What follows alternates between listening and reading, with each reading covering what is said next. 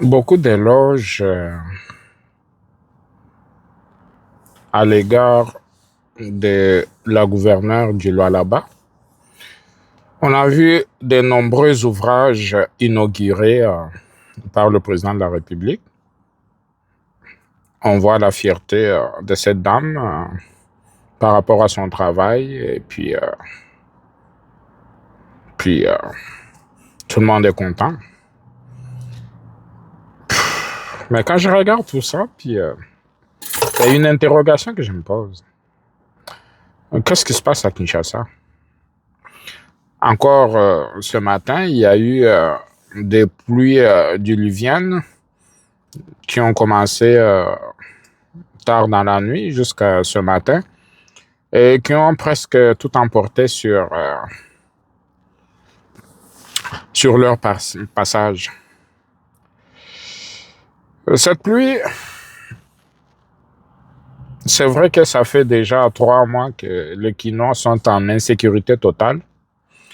Déjà, il y avait un problème de transport, puis un problème de route avec de nombreux trous qu'on peut plus compter à Kinshasa, même sur des artères dites principales. On se rend compte que la situation est hors contrôle. Je pèse mes mots. La situation est rendue hors contrôle. Pour quelle raison? C'est difficile, très difficile même à nous imaginer, puisque une ville comme Kinshasa, c'est une ville excessivement riche. Les revenus générés à Kinshasa dépassent des revenus que peuvent générer certains pays, je pèse mes mots, certains pays africains. Puisque Kinshasa, déjà là, la consommation à Kinshasa avec plus de 20 millions d'habitants, la consommation, juste les transactions au quotidien, les magasins, la taxe foncière, tout ça, quand on regarde ce que ça peut rapporter, on se dit que Kinshasa a de quoi avoir une politique et des moyens pour. Mais qu'est-ce qu'on voit sur le terrain? C'est que je suis tenté de dire, est-ce que c'est de l'incompétence de ceux qui dirigent la ville depuis plusieurs décennies déjà, ou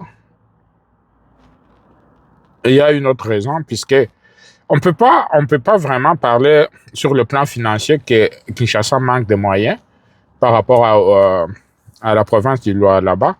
Et je pense que Kinshasa a tout autant de moyens par rapport à la province de Lualaba, puisque, écoute, la consommation qu'il y a à Kinshasa, puis tout ce qui est comme des revenus que la ville peut engranger à Kinshasa, avec tous ces immeubles-là, la taxe foncière sur tous ces immeubles-là. Je vous donne un exemple. Moi, j'ai un entrepôt à Montréal. Cet entrepôt m'écoute juste pour les taxes de la ville. Par année, je paye 7 000 $. Juste les taxes de la ville. L'entrepôt n'est pas énorme. C'est l'équivalent, comment je peux dire, 3000 pieds carrés. Ouais, 3000 pieds carrés.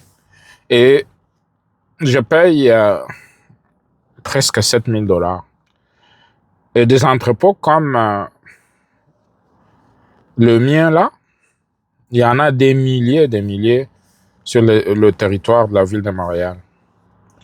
Et quand on compte le nombre de magasins, le nombre d'entrepôts, tout ce qui est commerce, des bureaux, tout ça là, ça paye une taxe qu'on appelle la taxe commerciale, la taxe foncière commerciale, que toute personne qui a pignon sur rue à Montréal paye.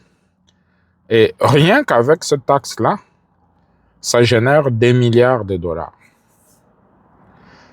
Et quand on arrive à Kinshasa, prenons juste la République de la Gombe, puisque j'aime bien appeler Gombe la République, puisque en réalité, c'est une république dans une république.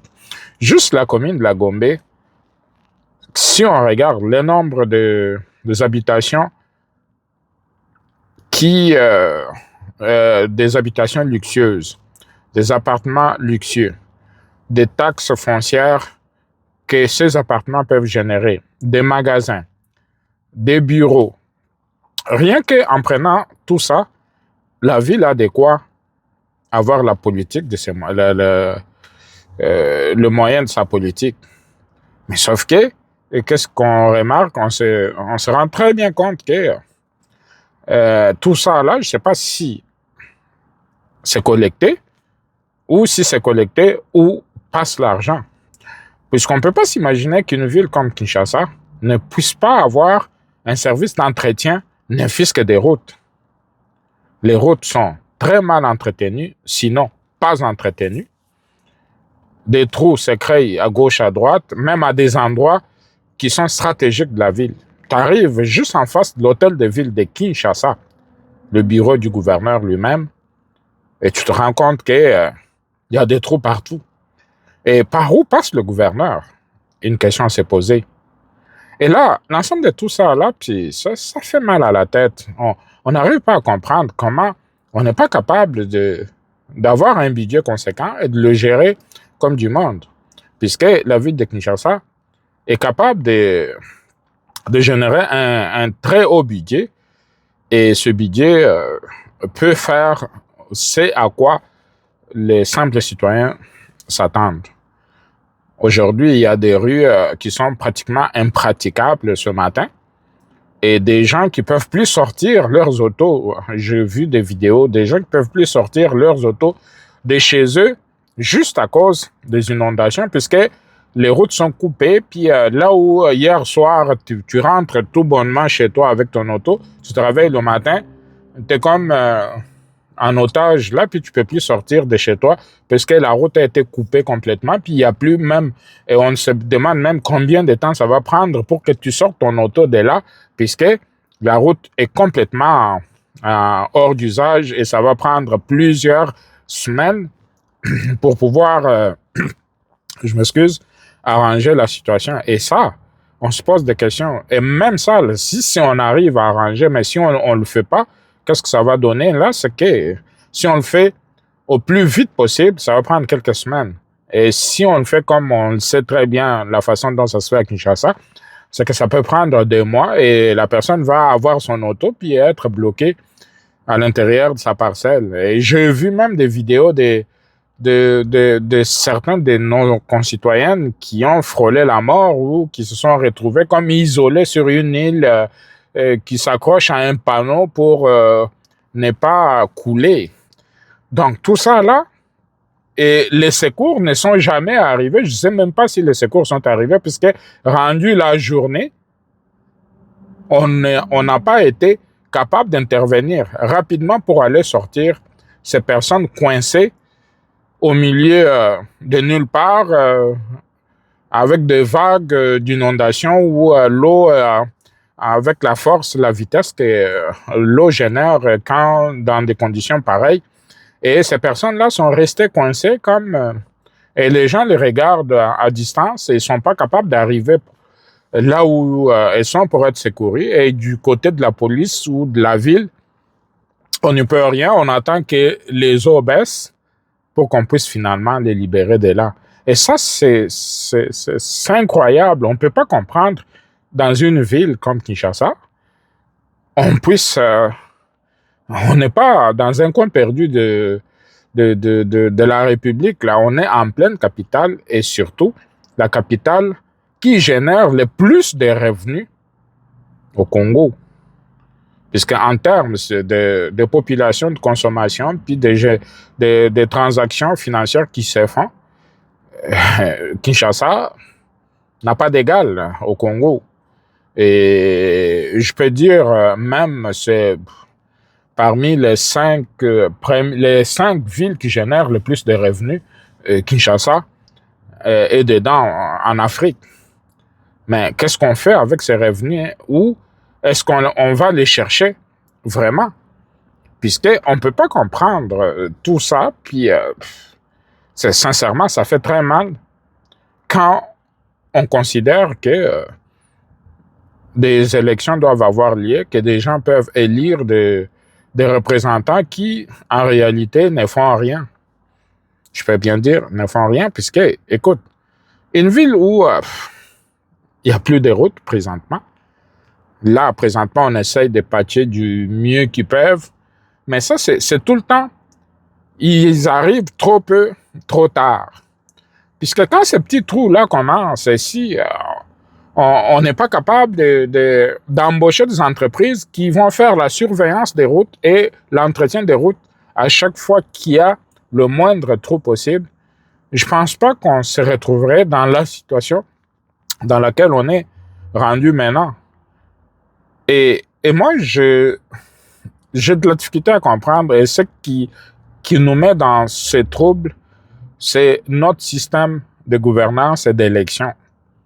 Je considère que c'est une des raisons qui fait que la ville est mal gouvernée.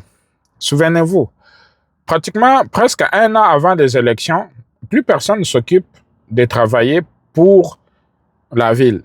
Ça veut dire que tout le monde se prépare pour des élections, puis s'il y a un peu d'argent, on met dans ses poches, puis on attend, on sait que dans quelques mois, sûrement on ne sera plus gouverneur ou on ne sera plus député provincial ou quoi.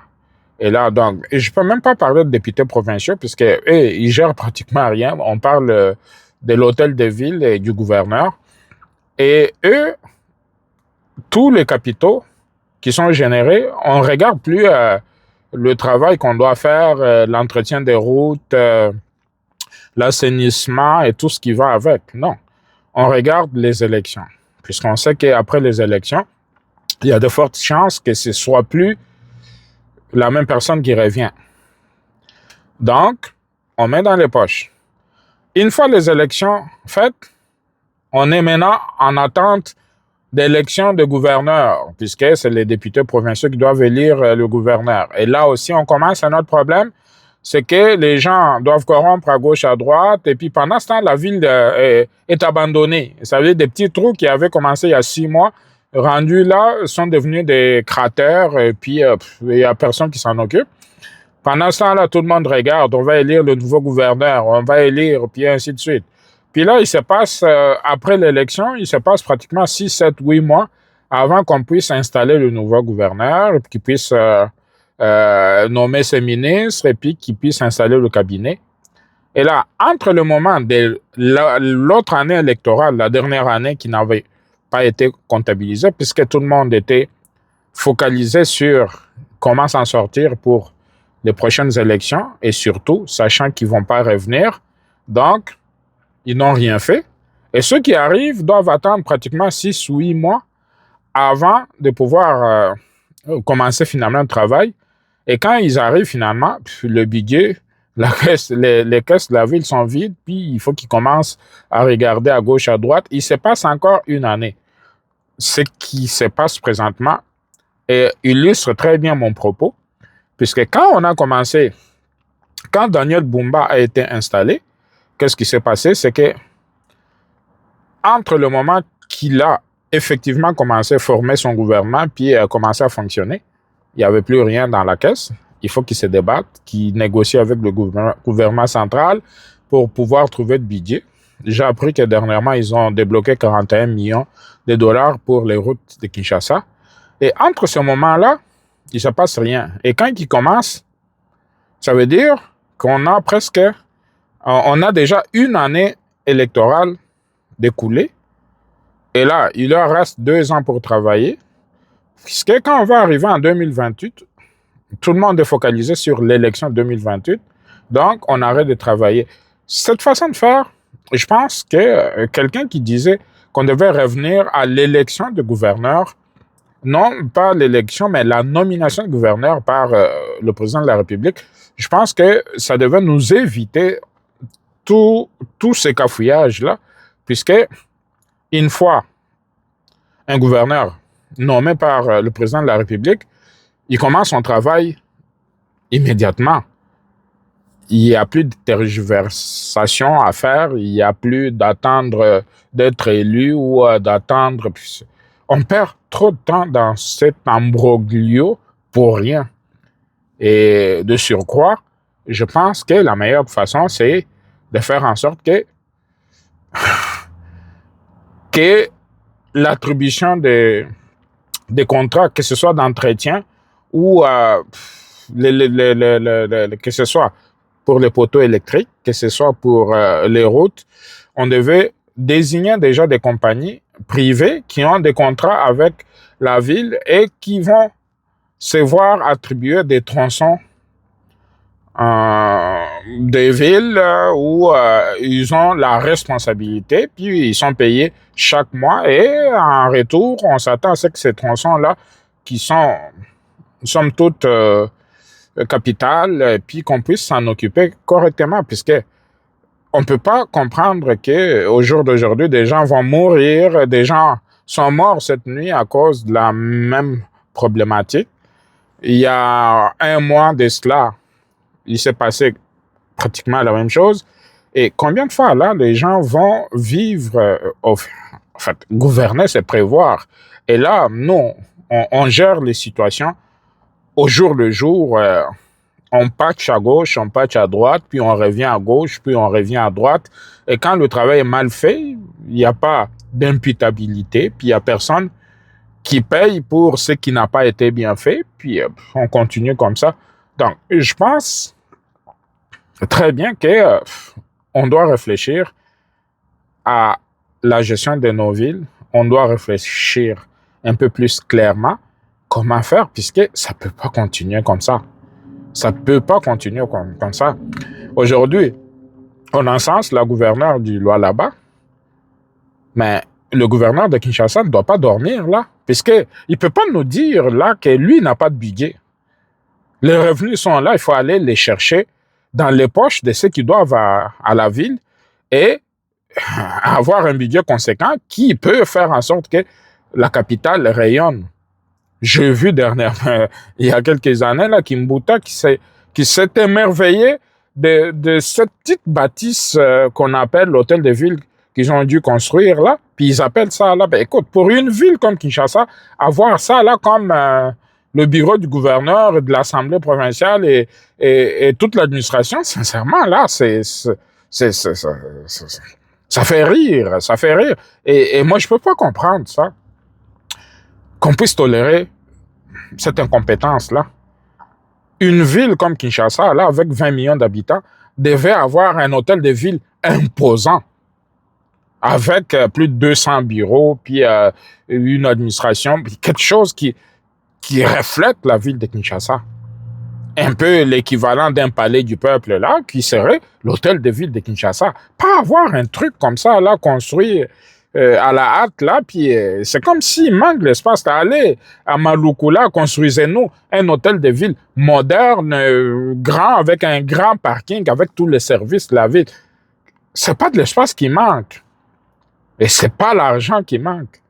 Nous faire des choses, somme toute, comme si on faisait des ligues bleues. Et même moi, là, quand je regarde, oui, je comprends, les lois là-bas, c'est une petite province, et puis c'est un coin isolé du pays. Ils peuvent avoir un aéroport comme ce que j'ai vu là, puis c'est correct.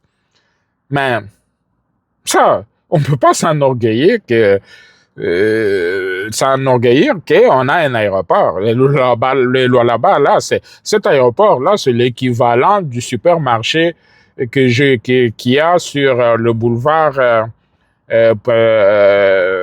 là où était Chanimetal, là, c'est l'équivalent. On ne peut même pas parler d'un grand aéroport. Attendons voir qu'est-ce que ça va être l'aéroport de Ndjili.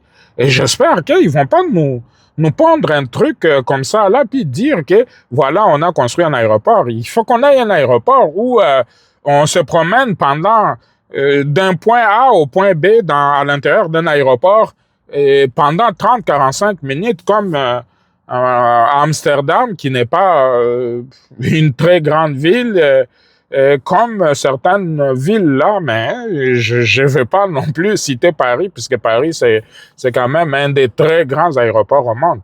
Mais juste, venez pas nous saupoudrer quelque chose d'à peu près à notre face et puis nous dire que voilà, on vient de construire un aéroport, puisque ce que j'ai vu là-bas, là, c'est un petit aéroport, là, puis puisqu'on y a mis un petit, on a dit, on parle qu'il y aura deux satellites pour l'accès direct des passagers à l'aérogare, puis non, c'est sincèrement, là, on doit avoir notre fierté, puis et j'espère que Kinshasa ne va pas nous pondre un truc du genre de ce que j'ai vu là-bas, et puis tout le monde va acclamer. Non, non, non, non, non. On doit être assez... J'espère que ceux qui ont conçu cette affaire de Kinshasa, là, qu'ils nous fassent un vrai aéroport.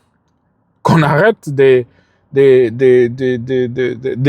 juste voir petit et de bouffer le plus d'argent possible pour des infrastructures qui n'en sont pas euh, vraiment des infrastructures. Il faut que Kinshasa soit à la hauteur de sa valeur et que le Congo ait un vrai miroir de la République qui, avec un aéroport qui est le premier point d'accès de Kinshasa, qui doit refléter la ville, la grandeur et puis l'opulence même de notre capitale. On ne peut pas, j'espère que Monsieur Jean-Pierre Bemba, j'espère que vous n'allez pas nous faire un truc comme là-bas, là, sincèrement, là, ce serait triste. Ce serait vraiment triste, puisque on s'attend à un vrai aéroport où il y a plus de 2000 boutiques, où il y a plusieurs satellites, plusieurs salles d'attente, des services d'immigration à n'en plus finir, des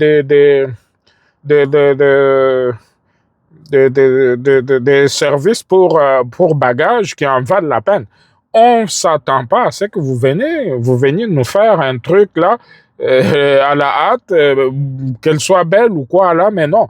On veut que ce soit opulent, que ce soit grandiose, que ça fasse de nous une fierté. Ça fait plusieurs années, là, moi chaque année, je voyage une dizaine de fois au Congo. Et chaque année, une dizaine de fois au Congo. Et je paye à chaque fois $55. Et ça me fait pratiquement là 10 voyages par an. Ça me fait pratiquement là ce que je paye de chaque année. Personnellement, là, je paye plus de $600, $700 par an. Et des passagers là, comme moi, il y en a beaucoup. Et tout cet argent-là, depuis une dizaine d'années qu'on paye, où passe cet argent-là? On ne voit pas ça là. Et venez pas nous prendre un mini aéroport et puis nous dire, OK, voilà l'aéroport. Donc, aujourd'hui, là, je fais du coq à l'âne puisque Kinshasa ne me rassure pas, puis j'aimerais en être fier. C'est la ville où j'ai choisi d'habiter depuis un certain temps, puis je veux m'assurer que ma ville reflète ma vie antérieure, où quand j'arrive à Montréal, je suis fier d'être Montréalais, mais là, je suis redevenu Congolais, puis je suis redevenu Quinois, et je m'attends à ce que la ville de Kinshasa soit propre, que la ville de Kinshasa inspire confiance. Et ce qu'on voit avec du tâtonnement qui est en train de nous être présenté, c'est pas rassurant. Donc, abonnez-vous, mes chers amis. Puis, je voulais parler de cette ville et puis vous avez tout compris. Et j'espère que ceux qui dirigent la ville vont faire un effort pour changer les choses et puis qu'on puisse avoir une belle ville qu'on mérite avec la fierté qu'on a.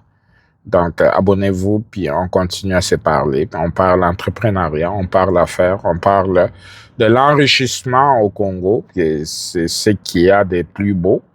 Et à la prochaine.